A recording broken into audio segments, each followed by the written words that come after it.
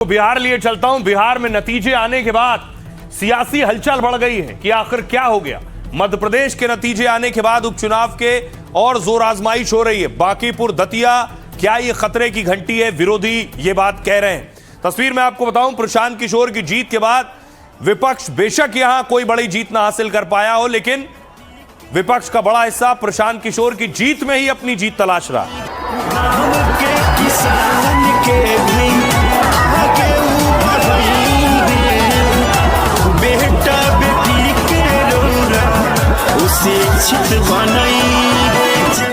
अब देखिए, इस तस्वीर के सामने आने के बाद आज दिल्ली में जो तस्वीर सामने आई वो अजब थी। नीतीश कुमार आज संसद पहुंचे, पीएम से मुलाकात। सर कुछ बोलेंगे बांकीपुर रिजल्ट? पीएम से मुलाकात भी हुई आपकी। सर कुछ बोलेंगे बांकीपुर रिजल्ट? पीएम से मुलाकात भी हुई आपकी।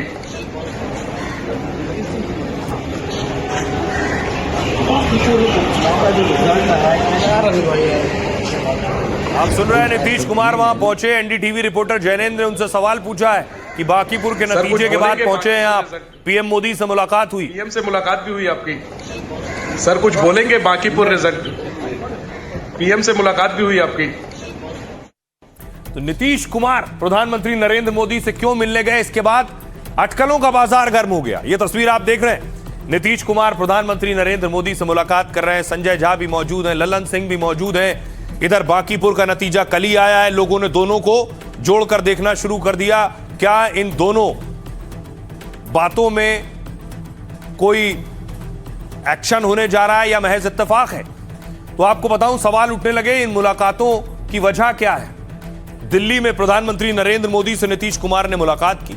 करीब 20 मिनट तक दोनों नेताओं में बातचीत हुई और इस बैठक में संजय झा और ललन सिंह मौजूद रहे। दोनों नीतीश कुमार के बेहद करीबी माने जाते हैं। बैठक में राज्य के विकास सहित कई मुद्दों पर बात हुई। सूत्रों के मुताबिक बांकीपुर में हार पर भी समीक्षा हुई। किस वजह से मजबूत सीट पर पार्टी हार गई। सूत्रों के मुताबिक एनडीए में बेहतर कोऑर्डिनेशन पर जोर दिया गया। एक और मुलाकात हुई आज ही। कुछ देर बाद पीएम मोदी शिवराज सिंह चौहान से मिले।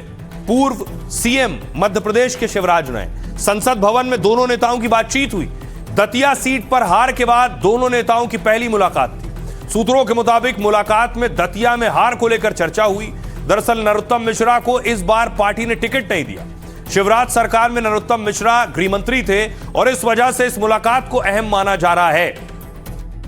सुनिए मुलाकातों के बाद सियासतदान क्या कह रहे हैं। राज्यसभा के सदस्य के रूप में नीतीश कुमार जी अनौपचारिक रूप से कर्टसी कॉल में प्रधानमंत्री जी से मिलने गए थे और प्रधानमंत्री जी के साथ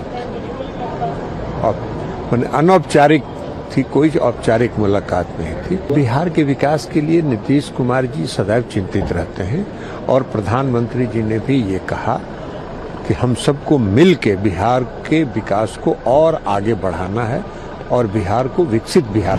देखिए, मुलाकात तो कोई बहुत बड़ी बात नहीं है।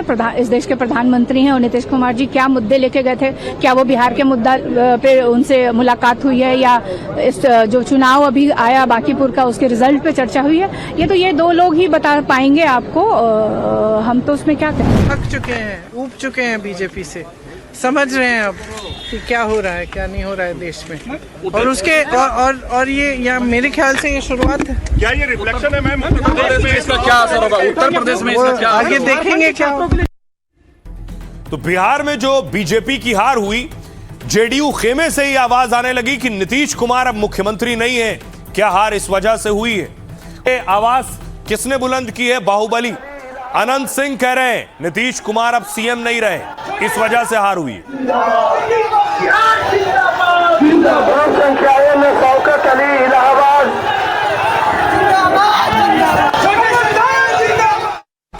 अब देखिए बांकीपुर हार में जेडीयू आखिर क्या नाराज है। अनंत सिंह कह रहे हैं बांकीपुर सीट पर हार से एनडीए में बयानबाजी और तेज हो गई है। सूत्रों के मुताबिक जेडीयू इस हार पर नाराज है। बांकीपुर उपचुनाव नीतीश के चेहरे के बगैर लड़ा गया, अनंत सिंह कह रहे हैं। बिना नीतीश के चेहरे की वजह से यह नतीजा आया है। अनंत सिंह ने कहा नीतीश को हटाने की वजह से हार हुई है। अनंत सिंह ने कहा नीतीश के चेहरे पर गठबंधन की जीत हुई थी। जनता में मैसेज गया है कि नीतीश को सीएम पद से हटाया गया। बांकीपुर से चुनाव जीतने के बाद प्रशांत किशोर का बड़ा बयान आया। बांकीपुर में बीजेपी की हार का मतलब यह नहीं है कि वो कमजोर हो गई है। बीजेपी का अपना प्रयास जारी रहेगा, वो प्रयास करती रहेगी। अगर मैंने 3 साल तक कोशिश नहीं की होती तो बांकीपुर की जनता मुझे नहीं जिताती। बीजेपी अध्यक्ष नितिन नवीन ने कहा कि हार की समीक्षा होगी, चुनाव परिणामों का पूरी गंभीरता से पार्टी मंथन करेगी। आत्मंथन। बांकीपुर सीट से नितिन नवीन 5 बार जीते हैं चुनाव। उनके राज्यसभा जाने के बाद ही यह सीट खाली हुई थी जिस पर चुनाव हुआ। गिरिराज सिंह ने कहा इससे किसी को खुश होने की जरूरत नहीं है। बीजेपी उपचुनाव सीटें हारी है पहले भी, लेकिन विधानसभा चुनाव में प्रचंड बहुमत से सरकारें आई हैं। सुनिए सियासतदानों। 422 बूथ में 2/3 से ज्यादा बूथ पर भाजपा हारी है, जनसुराज आगे। तो ये दिखाता है कि हर बूथ पर, हर गली में, हर मोहल्ले में लोगों ने वोट दिया है। जाति, धर्म, दल और नेता की प्रतिबद्धता से ऊपर उठकर वोट दिया है। और 3 साल से जनसुराज यही प्रयास कर रहा है, यही बात लोगों को सिखा रहा है कि एक बार आप जाति, धर्म, दल और नेता के से ऊपर उठकर अपने बच्चों के लिए एक बेहतर आदमी को वोट दीजिए। बांकीपुर की जनता ने उस बात को सुना है, समझा है, उसके लिए मैं उनका आभार व्यक्त कर रहा हूं। ये पहले बीजेपी के मुख्यमंत्री हैं और इनके 100 दिन के अंदर, 150 दिन के अंदर भाजपा 2 बड़े चुनाव हारती है, एक एमएलसी का, एक एमएलए का। तो इसमें सम्राट चौधरी जी पूरी तरीके से फेल हो चुके हैं।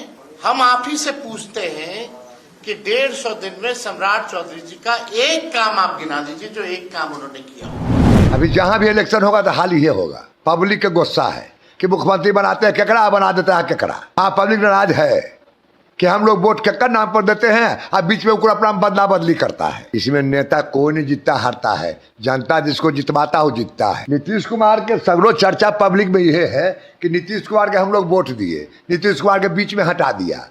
जब मैं बात में दम है नहीं, ये अपना प्लानिंग से हटे उठे हैं, लेकिन पब्लिक में है कि हटा दिया गया।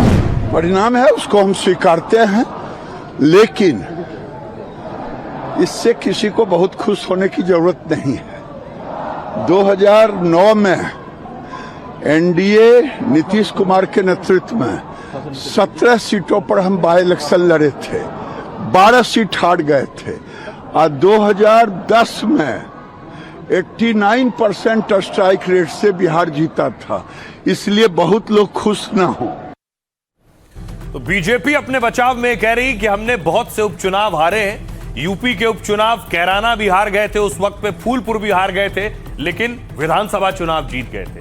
वो तर्क दे रही है। लेकिन दूसरी तरफ क्या सिर्फ बीजेपी के लिए झटका है या फिर विरोधियों के लिए भी झटका है प्रशांत किशोर का उदय? सवाल ये है।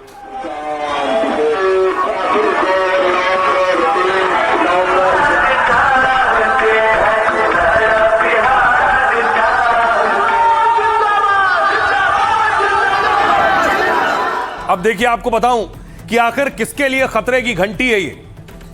बांकीपुर से चुनाव जीते प्रशांत किशोर। तीनों सीटों पर उपचुनाव के नतीजों के बाद गुणा भाग शुरू हो गया। चुनावी एक्सपर्ट्स के मुताबिक बीजेपी से ज्यादा विपक्ष के लिए खतरे की घंटी एक्सपर्ट मान रहे हैं। क्यों? बांकीपुर सीट पर बीजेपी का मुकाबला महागठबंधन से होता था। अब तक आरजेडी या कांग्रेस इस सीट पर दूसरे नंबर पर होती थी, लेकिन इस बार आरजेडी उम्मीदवार को यहां सोचिए सिर्फ 11% वोट मिले, 11% वोट, जबकि अभी कुछ महीने पहले के चुनाव में आरजेडी का वोट था 30%, तो 30% से सीधे 11% पर आ गए। तो 25 में नितिन नवीन के सामने 30% वोट मिला था। मतलब वोटरों ने मुख्य विपक्षी पार्टी को पसंद नहीं किया, इसके बजाय वोटरों ने नए विकल्प पर भरोसा जताया है। होना तो यह चाहिए था कि आरजेडी का कैंडिडेट जिसे 30% वोट मिला था उसकी जीत होती, लेकिन जीत उनकी ना होकर प्रशांत किशोर की हुई। 2025 चुनाव में प्रशांत किशोर 0 रहे, बीजेपी के गढ़ में जीत गए। एक्सपर्ट के मुताबिक ये कांग्रेस आरजेडी के लिए खतरे की घंटी है कि प्रशांत किशोर बड़े हो रहे हैं। दतिया सीट देखिए। दतिया सीट पर 2023 में कांग्रेस ने जीत दर्ज की थी। तब कांग्रेस उम्मीदवार ने मौजूदा गृह मंत्री नरोत्तम मिश्रा को हराया था, लेकिन इस बार यहां 22,000 से ज्यादा वोट तीसरे उम्मीदवार को मिल गए।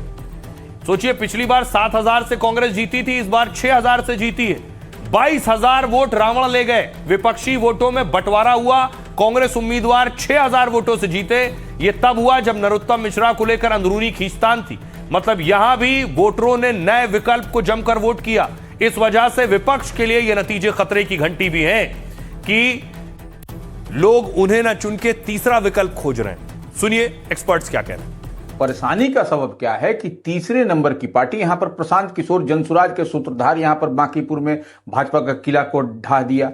आप देखिए दतिया में भी सेम वही कुछ आपको होता हुआ दिखाई पड़ा। चंद्रशेखर आजाद की पार्टी जो जेन जी का जो मामला है वह युवाओं का वोट बड़ी संख्या में वो 12,000 14,000 के आसपास काट लिया। तो ये निश्चित रूप से ये परेशानी विपक्ष के लिए भी है और रूलिंग पार्टी सत्तारूढ़ दल के लिए भी यह चिंता का विषय है कि किस तरीके से बांकीपुर का किला ढहा और जो परंपरागत सीट रही दतिया का मध्य प्रदेश वाली वह सीट भी उपचुनाव में वह हारती हुई भारतीय जनता पार्टी को दिखाई पड़ी। तो यह निश्चित रूप से Bharatiya Janata party double engine की सरकार कह लीजिए, बिहार में देख लीजिए या मध्य प्रदेश में देख लीजिए, यह चिंता का विषय है।